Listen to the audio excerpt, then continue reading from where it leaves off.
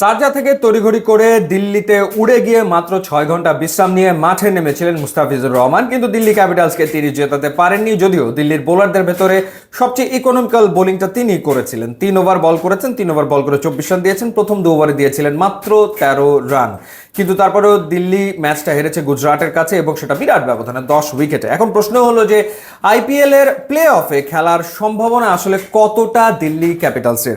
এখন পর্যন্ত এবারের আইপিএল এর প্লে অফ নিশ্চিত করে ফেলেছে গুজরাট টাইটান্স, এরপর রয়্যাল চ্যালেঞ্জার্স বেঙ্গালুরু এবং কিংস 11 পাঞ্জাব কিংস। এই 3টা দলের কনফার্ম হয়ে গেছে, আর একটা মাত্র স্পট বাকি এবং সেই স্পটের লড়াইয়ে রয়েছে 2টো দল, হয় মুম্বাই ইন্ডিয়ান্স অথবা দিল্লি ক্যাপিটালস। পয়েন্ট টেবিলের 4-এ আছে মুম্বাই ইন্ডিয়ান্স, 12 ম্যাচে তাদের 7 জয় 14 পয়েন্ট, এবং দিল্লি ক্যাপিটালসের 12 ম্যাচে 6 জয়, তাদের পয়েন্ট হচ্ছে 13।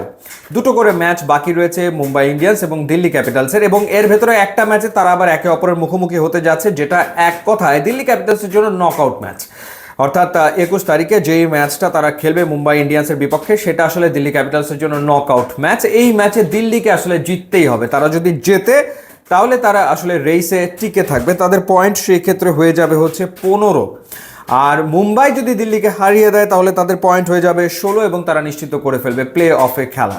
সুতরাং এই ম্যাচ তো দিল্লিকে প্রথমত জিততেই হবে। দিল্লি এই ম্যাচ ধরে নিলাম জিতলো, তারপর একটা করে ম্যাচ বাকি থাকবে মুম্বাই ইন্ডিয়ান্স এবং দিল্লি ক্যাপিটালসের, এবং সেই ম্যাচটা হচ্ছে কিংস 11 পাঞ্জাবের বিপক্ষে। 2 দলেরই ফাইনাল ম্যাচ বাকি হচ্ছে পাঞ্জাবের বিপক্ষে। এখন পাঞ্জাব তারা প্লে অফ নিশ্চিত করেছে, তাদের লক্ষ্য এখন পয়েন্ট টেবিলের 1 বা 2-এ থাকা, তো সুতরাং পাঞ্জাব তো ছেড়ে কথা বলবে না। সেই ম্যাচে যদি মুম্বাই ইন্ডিয়ান্স পাঞ্জাবকে হারিয়ে দেয় তাহলে আবার দিল্লিকে পাঞ্জাবের বিপক্ষে জিততেই হবে, অর্থাৎ বাকি 2 ম্যাচে 2টাই জিততে হবে।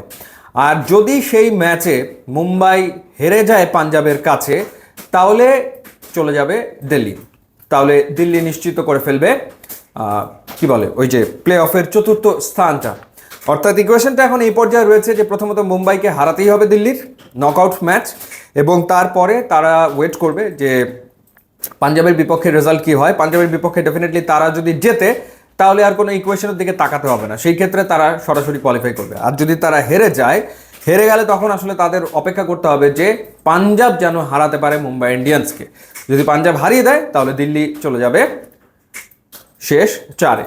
এই হচ্ছে ইকুয়েশন মুস্তাফিজদের সামনে। এখন দেখা যাক সেই ইকুয়েশন তারা মিলিয়ে শেষ 4 নিশ্চিত করতে পারে কিনা।